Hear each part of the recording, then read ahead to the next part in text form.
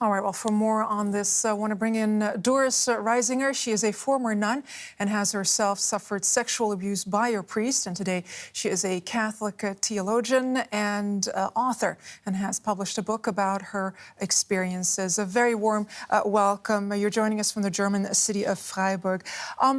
What do you make of the Pope publicly acknowledging that sexual abuse of nuns took place within the Church? Well, on the one hand, it's definitely a relief. It's a milestone because it's the first time ever a Pope has admitted these cases exist. And I think I'm relieved that this has happened. On the other hand, it's I'm wondering, when the Pope is speaking about what he has done so far, I'm really wondering what has he done, because I know many of those cases and I don't know any case where somebody would really have stepped in and perpetrators would have gotten sanctions. So I'm wondering, and also to the as to the amount, there has been, these cases have been known for over 2 decades now, and they have been known publicly at least since 2001, when reports by Maura O'Donoghue have been leaked by the New York Times. And back then, there was no statement, no reaction from the Church. So today, after what you've seen and what you've just detailed as well, how much faith do you have in the Church that they will now punish and fight sexual abuse within the Church? I'm afraid I do not believe they will take any proper sanctions or any proper reaction now to these cases. The Church only ever admits what it can no longer deny, but I don't have any hope that proper reactions are being taken now. Now, you wrote a book detailing your painful experiences. May I ask you to share with us some of what has happened to you? Well, I don't like to speak about it, actually. I entered the convent when I was 19 years old in 2003. And first I experienced spiritual abuse, various forms of, I was not allowed to read books, I was not allowed to go out, I was not allowed to contact my parents when I wished.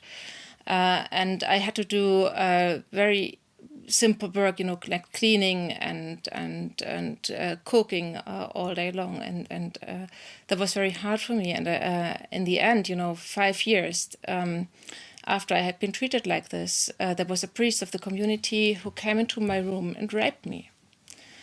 And still, it took me 3 more years to leave that community. And after that, when I wrote my book, I was contacted by other women who told me their stories.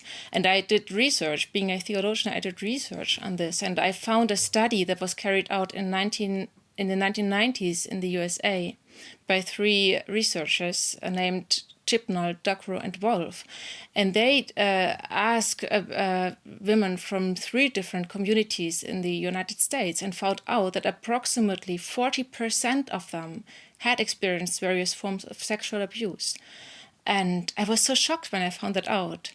And then I found the reports by Maura O'Donoghue and others who reported cases in 23 countries, from Brazil over Ireland, African countries, to the Philippines, where sisters had been sexually abused by priests, by bishops, had been forced to have abortions, had been thrown out of their convents, even sisters having died through abortions.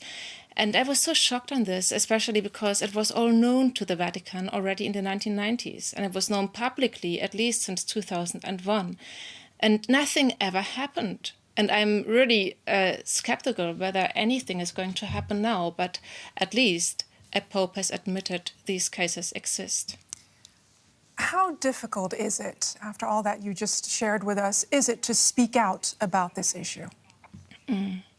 I would say for many nuns, it is next to impossible to ever speak about these cases because they are so dependent on the system. They are so dependent financially, there are nuns who cannot leave their convents because they're financially dependent. They cannot build up a life of their own, on their own. And then they are also spiritually dependent on the convent. You know, their whole life, their whole idea of themselves, their vocation depends on the convent, on this religious system, and they have no means to create a different identity for themselves. And this is why they can't speak out, because usually inside the convents they don't have the support to report the perpetrators and to get justice done. What would you ideally like to see happen now?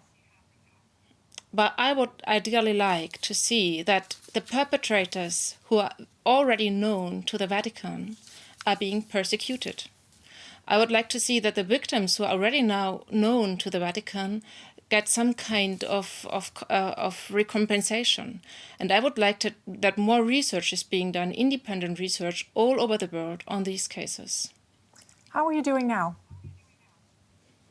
Well, on the one hand, I'm happy these cases have come out and the Pope has admitted them, and there is much attention to these cases right now. On the other hand, I'm quite doubtful as to what is going to happen. But at least we're speaking about these cases, and I hope this helps more victims realize what has happened to them and come forward. Doris Reisinger, thank you so very much for sharing your very deeply personal experiences with us. We greatly appreciate it. Thank you. Thank you.